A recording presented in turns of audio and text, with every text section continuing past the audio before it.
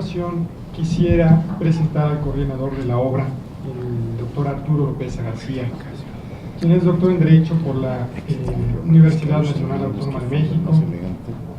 Es investigador del Instituto de Investigaciones Jurídicas de la misma universidad y miembro del Sistema Nacional de Investigadores. Es vicepresidente del Instituto para el Desarrollo Industrial y el Crecimiento Económico. Es árbitro no nacional de Brasil en los términos del Protocolo de Olivos para la solución de controversias en el Mercosur. Es miembro del Comité Asesor Interno del Seminario Universitario de Estudios Asiáticos. Es autor y coordinador de más de 20 libros sobre temas globales referidos a Asia, América del Norte y América Latina. Es articulista además en diversos periódicos y revistas y miembro del Consejo Mexicano de Asuntos Internacionales. Doctor Opesa, por favor, tiene la palabra. Gracias. Invitado también al programa de Leonardo Curcio, en algunas ocasiones muy honrosas, que mucho agradezco. Bueno, creo que deberíamos de comenzar con el cambio del nombre, ¿no? Así que yo le cambiaría por decir lo que pudo haber sido y no fue, ¿no? Porque bueno, después de escucharnos y seguramente cuando yo termine también mi exposición, pues creo que coincidiremos finalmente la mayoría de los que estamos aquí en que pues esto es un ejercicio cacatónico de lo que pudimos haber hecho, lo que debimos de haber hecho y pareciera que no hicimos. Buenas noches a todos ustedes, les agradezco mucho su asistencia, que nos acompañen a esta serie de reflexiones, de pláticas, de charlas, en las que pues hemos tenido el arrojo de llamarles la responsabilidad del porvenir, que créanme no ha sido una ocurrencia, ¿no? Este proyecto nace desde hace 6 años, cuando lo pensamos, lo platicamos y empezamos a trabajar el primer libro, que salió, como bien dice el doctor Curcio, en 2012, 2013, porque ya nos preocupaba el futuro y ya nos preocupaba el porvenir. La verdad es de que lo que ocurre no sucedió ayer, ni sucedió el 9 ni el 8 de noviembre. Esto viene siendo consecuencia de un decantamiento del orden global y de la situación del mundo que ya nos preocupaba a todos los que hemos escrito en esta serie de libros, que hemos intentado tratar de plasmar estas preocupaciones bajo una visión integral, porque también advertimos que no es un tema económico como no lo ha sido, que no es un tema político solamente, como también hemos visto que no lo es, y como tampoco ya podemos excluir el tema social, como también ya lo hemos hecho, ¿no? Creo que estamos ya frente a un verdadero problema integral, nacional, que desde luego nos explota ante lo que sucedió la semana pasada, pero como parte de un hecho que ya venía decantándose. Creo que lo que estamos platicando esta noche no es nuevo, salvo que es aterrador, ¿no? Tal vez en la persona de una gente que vino a forzar las contradicciones que ya a muchos grupos de analistas empezaba a preocuparles. Así que agradezco mucho su presencia en esta serie de pláticas y de esfuerzos que esperamos que no paren aquí y que sigan motivándonos a tratar de encontrar salidas. Y agradezco desde luego la presencia del senador Chico, muy amable senador, por acompañarnos, y todos ustedes que han estado en las pláticas de lunes, que fue sobre el tema político, ayer sobre el tema económico en el Colegio de México, y hoy que, como ustedes han visto, hemos tenido una mesa verdaderamente de lujo, interesantísima, con todos estos grandes amigos y colegas, bajo una idea de visión también integral de la posición de México en relación al mundo. Creo que las aproximaciones, las reflexiones, las preocupaciones que hemos compartido con ustedes, pues creo que han sido lo más interesante. En mi caso, me toca platicar sobre el tema de Asia del Este.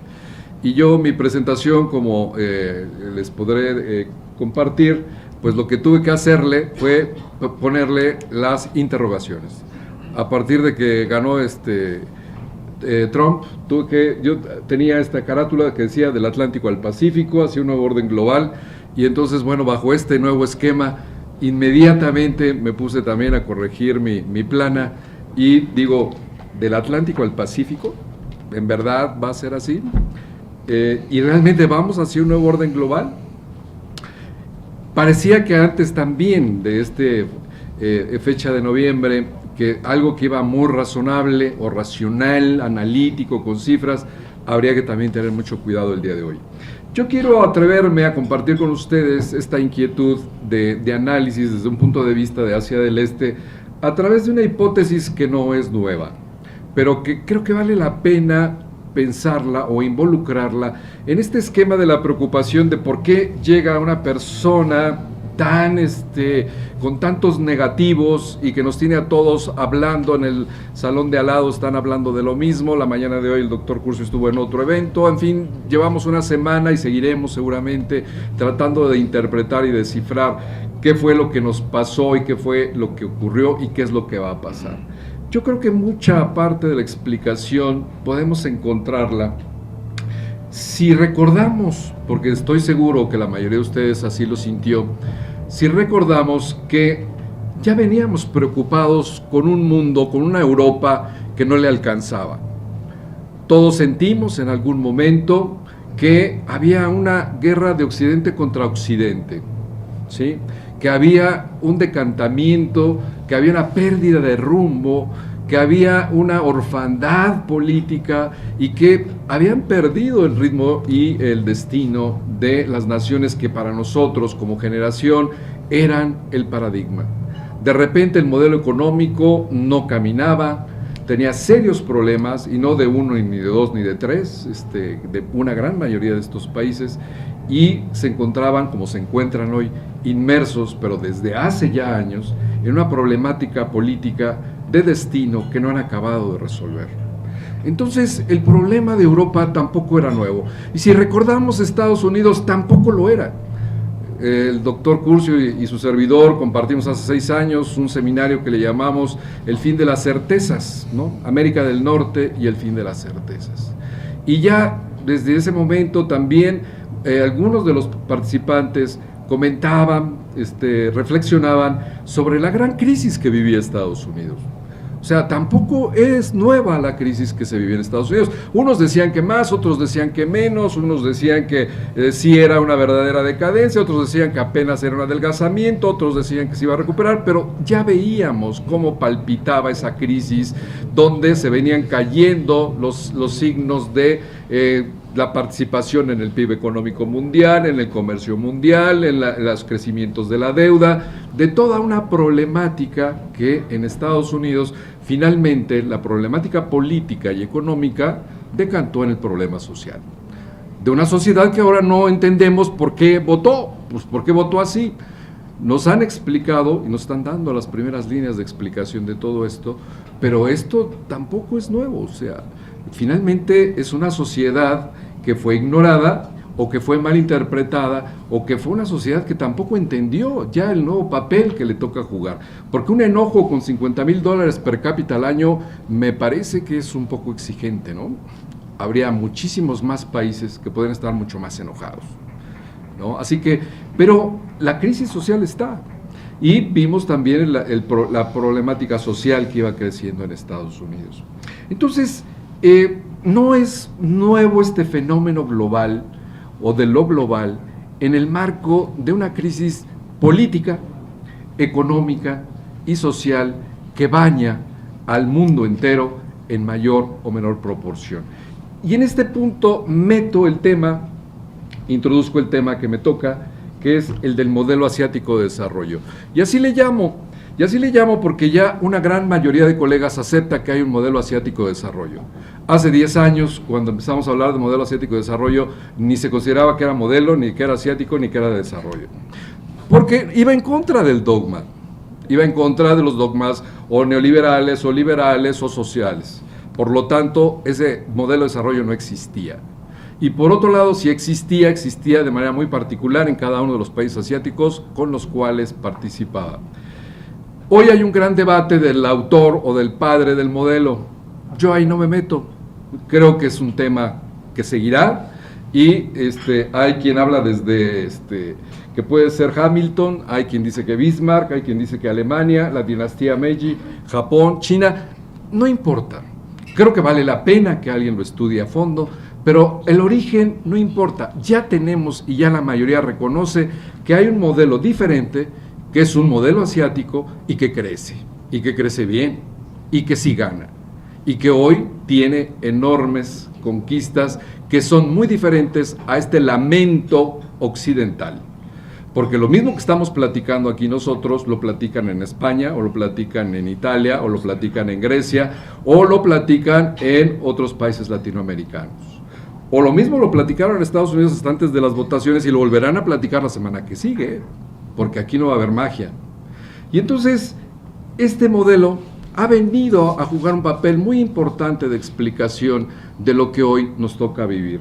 Si vemos ahí, yo muy rápidamente en el tiempo y en la línea que podemos exponer, veo que en los 50, 60 y 70 hay una parte inicial, no me quiero meter con el siglo XIX, Eugenio afortunadamente ha trabajado muy bien los antecedentes del modelo desde el siglo XIX, yo para los efectos del día de hoy me quedo con los del 50, 60 y 70, Taiwán, Corea y Japón, Plan Marshall, y desde ahí Estados Unidos, el gran tolerante, apoyador y subsidiador del modelo asiático, tolera las inconsistencias, tolera los dumpings, da dinero para el desarrollo y genera el crecimiento y el éxito de estos países. Después de eso, el milagro japonés. ¿Quién no se acuerda, sí, de los que lo vivimos o de los que lo leyeron? El milagro japonés. Se hablaba de que el mundo iba a cambiar y que Estados Unidos estaba amenazado por el milagro japonés. Después, en 78, la gran apertura china. ¿Por qué es diferente al otro movimiento de éxito asiático? Pues porque ofreció al mundo 700 millones de obreros, ¿sí? Y esto vino a cambiar radicalmente el modelo económico bretoniano y el modelo económico occidental. Junto con ello, hoy ya hablamos del milagro chino, y esto ya lo tenemos enfrente a fines del siglo pasado y todo ya el siglo XXI. Esto, a muy grandes rasgos, nos dice que hay una ASEAN, que son 10 países que también son exitosos, que viven el éxito de su desarrollo económico, dentro de ellos los tigres asiáticos, que todos ustedes también habrán escuchado, y al final 17 países de Asia del Este que en mayor o menor medida viven un éxito de desarrollo, de crecimiento, de manera muy importante de solución de problemas sociales y que hoy se sienten con derecho de exigir un papel hegemónico en el mundo. Dice el Fondo Monetario Internacional que en 2020, ¿sí?, la participación económica mundial de esta zona de Asia del Este será equivalente a la de los países occidentales, o sea, desarrollados. O sea, el tema ya está hecho. Ya no es qué va a pasar o qué sucedió, es la gran diferencia con México. Iniciamos nosotros también en esas mismas fechas, cambiamos de modelos y tomamos decisiones políticas, nos fuimos por diferentes lados y llegamos a diferentes lados. Pero toda esta molestia que nace de esta redistribución de la riqueza global, de la repartición y de la generación de la riqueza, nace precisamente de estas decisiones políticas cuando Occidente a finales de los 70 y principios de los 70 decide salirse del patrón oro y salirse de la industrialización. Están los grandes teóricos, Daniel Bell y toda la legión de grandes pensadores que dijeron que debería de pensarse, invertirse y hacerse estrategia pública en una era postindustrial.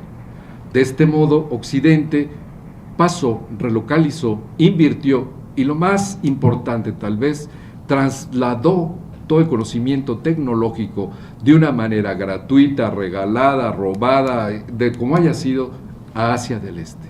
Otra gran diferencia con México, pero también una gran diferencia hoy con el propio Estados Unidos. Esto era un tema académico que a veces sonaba interesante, como dicen ahora, sonaba sexy decirlo hace 10 años, hace 5 años, hoy ya es una realidad basada en cifras. fue precisamente Huntington el primero que señalaba que esto iba a suceder, no tanto por su choque de civilizaciones en donde todos nos quedamos, sino narraba cómo China estaba desarrollando toda una serie de fortalezas donde iba a recuperar el protagonismo de los 18 siglos anteriores, donde este pequeño y breve espacio de éxito occidental se iba a acabar. Él lo dijo con toda claridad. Y después de él lo dijeron Sachs, y lo dijo Rifkin, y lo dijo Hobsbawm, y lo dijeron muchos, pero no quisimos hacer caso. Hoy las cifras nos dicen, si ustedes ven ahí muy claramente, que la aportación al crecimiento global de Occidente en el periodo 91-95 era del 50%, o sea, era la más importante, y en el periodo 2011-2015 es tan solo ya del 28%. En el caso de China más India, en el 91-95 era de tan solo el 16%, hoy simplemente China es el 30%, o sea, más que todos los países desarrollados, más India tiene el 40%. Esto ya no es elucubraciones de académicos, de gabinete, estos ya son cifras que nos dicen dónde se está generando la riqueza y a dónde se está yendo el desarrollo de la distribución del ingreso. En cuanto al crecimiento económico, pues suena ocioso, todos sabemos dónde está el desarrollo económico desde hace 20 años, hace 15 años, hace 10 años y hace 5 años. Un ejemplo, simplemente 2004-2014, los últimos 10 años, ustedes pueden ver cómo China monopoliza ese crecimiento, Asia-Pacífico con el 6%, y después podemos ver que apenas Estados Unidos rescata un 1% en este periodo, y la Unión Europea 0.5%. Entonces, esto, ¿por qué nos sorprende si esto venía relatándose desde los últimos 10 o 20 años? ¿Por qué hoy nos vemos tan sorprendidos? Claro, la locura de Trump nos espanta, pero si no hubiera sido Trump, hubiera sido otro. Estaba ya resquebrajado, hoy se está rompiendo. Y lo que tenemos, si ustedes ven a la derecha, el enojo de las sociedades europeas y de la sociedad americana. Ustedes lo que pueden ver es que Grecia menos 22% de PIB per cápita en el 2007-2014. Ustedes pueden ver a Italia, a España, a Portugal, Gran Bretaña y Francia en periodos de 10 años. Esto no lo veíamos antes, no estábamos preparados para verlo. Eso era nuestro paradigma, ahí queríamos llegar. Nos preparamos con educación, con preparación académica para llegar a donde estaban estos países. ¿Qué pasó? ¿En dónde perdimos el paso? ¿Dónde se dio ese cambio, ese trueque de desarrollo y de destino económico? Y la previsión de algunos analistas más concretos es de que Occidente, de Occidente contra Occidente, llegará en 2020-2025 al lugar donde estaba hace 500 años, o sea, a los mismos niveles de población, territorio y PIB económico que tenía hace 500 años. Entonces, bueno, pues alguien aquí se quedó dormido, ¿no? Alguien no hizo la tarea, y lo que estamos viviendo es una situación en donde algunos expertos que hemos compartido, el doctor Curcio y yo, Mahbubani, que nos gusta mucho, dice: pocos en Occidente han captado todas las implicaciones de los dos rasgos más salientes de nuestra época histórica. El primero, que hemos llegado al fin de la era de dominación occidental de la historia del mundo.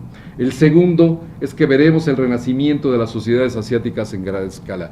¿Hay números que dan soporte a esto? Sí. ¿Sucederá? No lo sé. Yo no lo sé. Creo que tampoco ellos lo saben, pero de que va la tendencia en ese sentido, y va de una manera muy concreta, muy fuerte y muy sólida, ya lo vemos que esto es así. Y entonces, ¿por qué ahora los chinos? Yo regresé de China hace 8 días, me traje 6 libros que hablan del sueño chino. Ya no es el sueño americano. Claro que Eugenio nos podrá matizar toda la forma en que lo matizan los chinos, pero 6 libros nada más para hablar del sueño chino, de la gran revitalización de la nación china. Claro, dicen que esto no es contra Occidente, pero internamente y hablando con ellos sabemos perfectamente que es un choque de hegemonías y es un choque de prioridades y de civilizaciones, que en todos los discursos de Xi Jinping inicia con el tema de la civilización china. Cosa que habría que recordarle a Trump, que este país es una civilización, ¿no? que ellos son gente llegada de fuera, con suerte, con trabajo, con talento y con guerras que usufructuaron riqueza ajena, pero que hay una civilización con la cual se podría discutir y hablar. Pero bueno, esto contrastado con ¿qué? Pues contrastado con todas las cifras que hemos visto del desencanto de la contraparte, que es Estados Unidos, de un reconocimiento en la ONU mismo de Obama el año pasado, en los que nos decía que Estados Unidos ya no tenía la capacidad para resolver la problemática del mundo que se presentaba, respaldado con todas las cifras que podamos dar del desencanto social que hicieron que toda esta gente votara con ese hartazgo político como el que ya hay en México, y eso es que hay que tener también mucho cuidado con este parangón. Ese hartazgo político es diferente al hartazgo social. El hartazgo social no tiene consecuencias políticas. El hartazgo político, independientemente de por quién llegue, trae consecuencias, como ya lo vimos, amén de la amenaza tan fuerte y de la ofensa tan fuerte que hizo a diversos sectores que aún así votaron por él. Estas cifras del desencanto podemos verlas. Podemos ver que Estados Unidos no es lo que fue hace 50, 40, 30 ni 20 años. Y dice Hobsbawm algo más interesante que las cifras, que vale la pena recordar. Dice, hay razones internas por las que el imperio americano no puede durar, y la más inmediata es que la mayoría de los americanos no están interesados en el imperialismo ni en la dominación mundial en el sentido de gobernar al mundo. Lo que les interesa es lo que les ocurra a ellos en su propio país. Yo diría, hemos pasado de los baby boomers que hicieron el imperio americano a los Simpson, ¿no? Hoy los Simpson no les interesa dominar el mundo, les interesa tener una cerveza y una hamburguesa y estar viendo el fútbol americano y que no los molesten en ese nivel de vida. Esta sociedad americana de los baby boomers que fueron tan comprometidos con su país en valores, en trabajo, en esfuerzo, creo que es parte de lo que Hobsbawm nos quiere decir. Pero seguimos con la misma pregunta, ¿no? O sea, finalmente sí, muchas cifras. ¿Y qué? Bueno, pues estamos en el fin de las certezas. Las certezas se acabaron, no las tenemos. Y uno de los problemas es de que nosotros no sabemos identificarnos, como no se ha podido identificar Estados Unidos, como no se ha podido identificar Europa en el momento histórico que nos ha quedado vivir, nos está tocando vivir, que se nos dice que es un cambio de era, y yo creo que es un cambio de era. Si va a ser una era del Pacífico, no lo estoy cierto, creo que va por ahí. Ahora, yo en este momento pronunciarme exactamente, porque sí, esto no tengo los elementos para hacerlo, pero lo que sí sé que es un cambio de era global, política, económica y social, que nos obliga a inventar lo nuevo, que nos obliga a repensar lo realizado. Y en este sentido,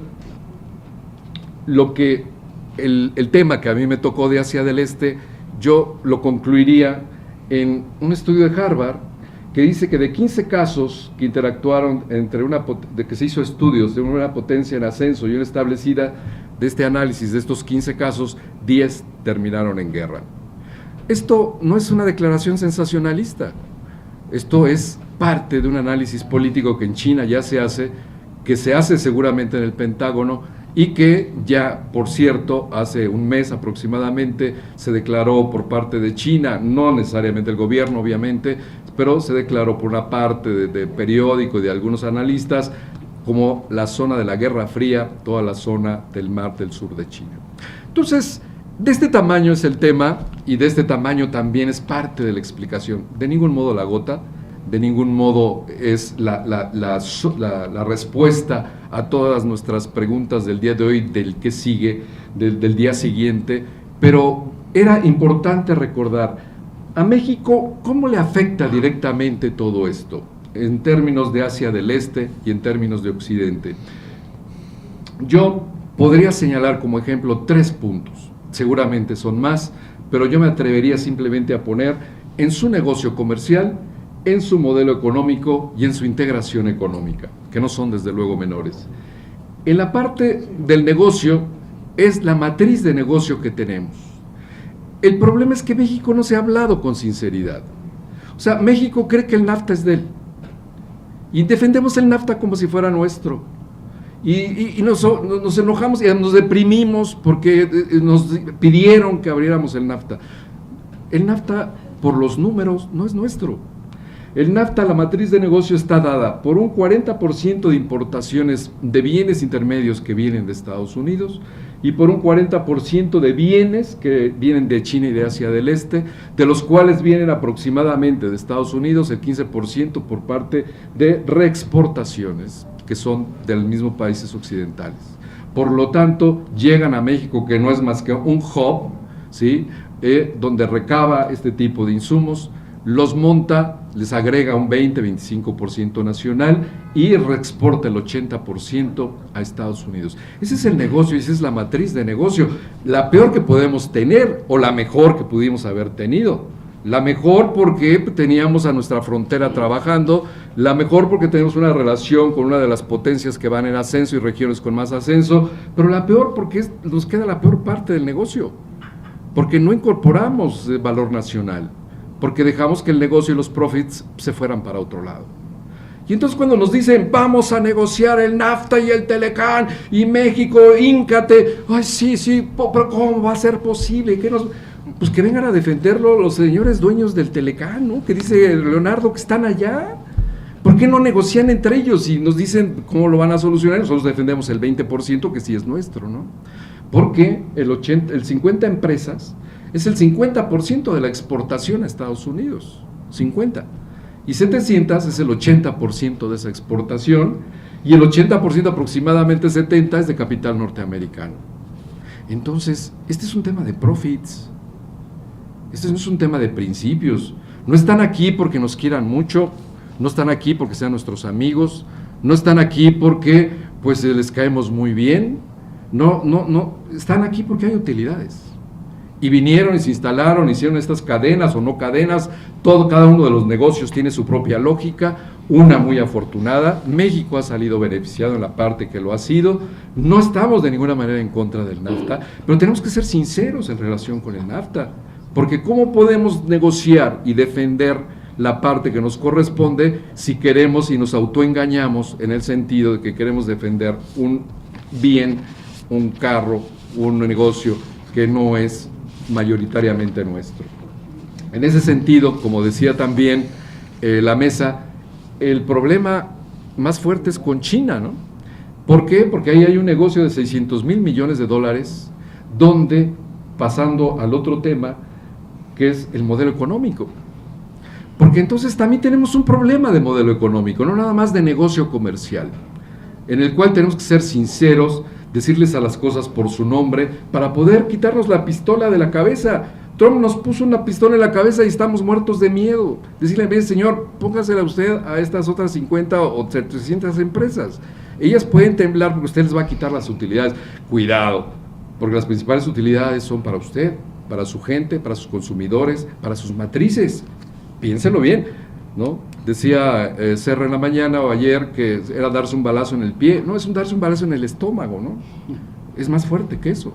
Entonces, primero creo que habría que ser transparentes y sinceros, pero pasando al modelo económico, México se queda a la mitad de los modelos, de este modelo asiático del que hemos hablado antes, en el cual lo que vemos es que es un modelo, como todos ustedes lo saben, vertical, con participación directa del Estado, con dumpings de todo tipo, sociales, monetarios, fiscales, etcétera, de low cost por consecuencia, con cumplimientos unilaterales del derecho internacional, entiéndase OMC, y como que ahora son la fábrica del mundo.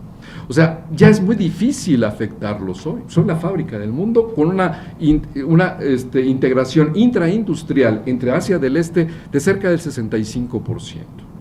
Y en el 2010, desde luego, China desplazó a Estados Unidos como el país manufacturero más importante del mundo.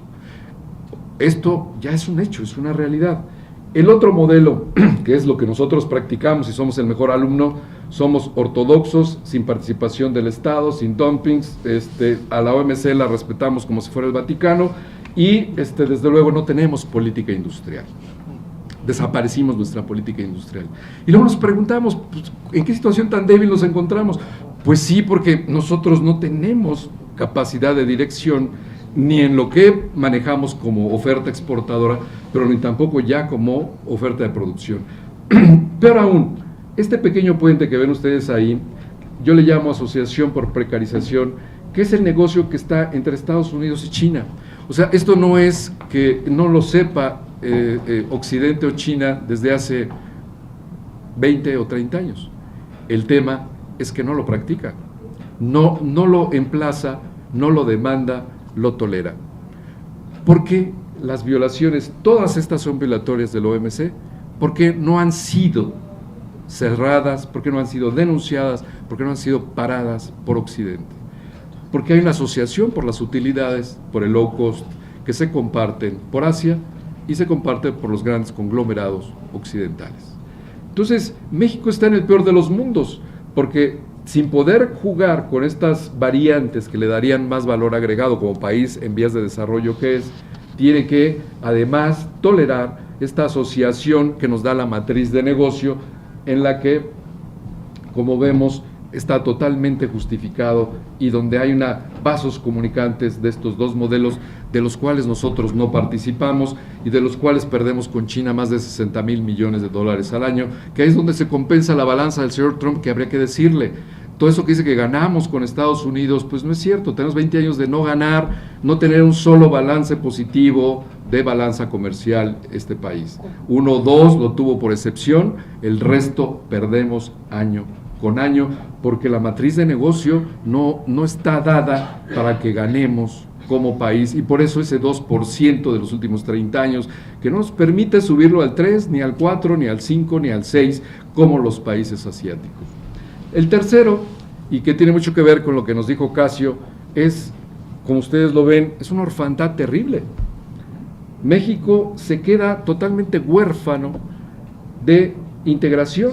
Si el TPP está parado por Trump, yo pondría comillas eso de cancelado, pero si está parado por Trump, y si el Telecán está amenazado también por Trump, en el sentido de que si en agosto nosotros no aceptamos las condiciones de negociación, él cancelará o renunciará o rescindirá el Telecán, y el TIP en Europa no lo quisieron, entonces el planteamiento de integración para el siglo XXI queda desmantelado, no nada más para México, sino para Estados Unidos. Y ustedes vean enfrente lo que China está construyendo los últimos 20, 30 años. Simplemente One Belt, One Road, ¿sí? Es un esquema de integración del siglo XXI de alta ingeniería, que comprende el 70% de la población y el 70% de las reservas de gas y petróleo de Asia Central y de Asia Menor, y que desde luego su intento es llevarlo por toda Asia Central, Asia Menor y llegar a Europa. Ese es el planteamiento, está dicho por ellos, está escrito por ellos y va muy avanzado. Tiene 40,000 millones de dólares como parte de un financiamiento ya de proyectos concretos, donde ya hay un tren que acaba de llegar la semana pasada, que estaba yo allá en Beijing, me tocó leerlo, llegó a Riga, como parte de esa nueva infraestructura donde están aeropuertos, donde están trenes, donde están circuitos marítimos, donde está toda una serie de fabricación, energía, o sea, un programa de desarrollo de verdad donde todos estos países lo están compartiendo. No una amenaza de te voy a cancelar y ahora híncate porque si no te voy a quitar un tratado que ni siquiera es tuyo. O sea, este tipo de situaciones, la verdad es que son muy contrastantes en términos de una integración que además también podemos agregarle, no nada más a One Belt, One Road, podemos agregarle el esquema BRIC, que mi amigo aquí, Casio, dice que ya está muerto, yo digo que no, que goza de cabal salud, ¿no? Pues habría que leer todos los documentos, pero es otro tema. Luego nos peleamos por el tema de BRIC.